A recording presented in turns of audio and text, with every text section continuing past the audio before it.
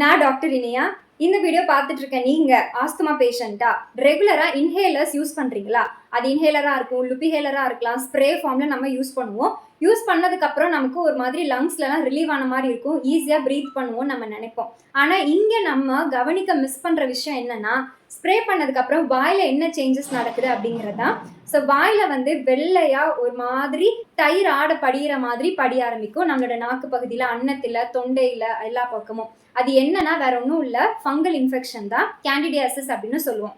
இது ரெகுலரா ரொம்ப நாளைக்கு தொடர்ந்து வருஷ கணக்கில் நம்ம யூஸ் பண்றதுனால இந்த பிரச்சனை வரும்.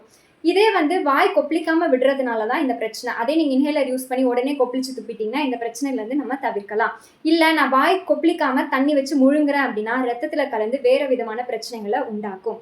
அதனால தயவு செய்து எப்ப இன்ஹேலர் நீங்க யூஸ் பண்ணாலும் மறக்காம நல்லா தொண்டைக்குள்ள வரைக்கும் தண்ணி உள்ள விட்டு நல்லா காகிள் பண்ணி துப்பிடுங்க.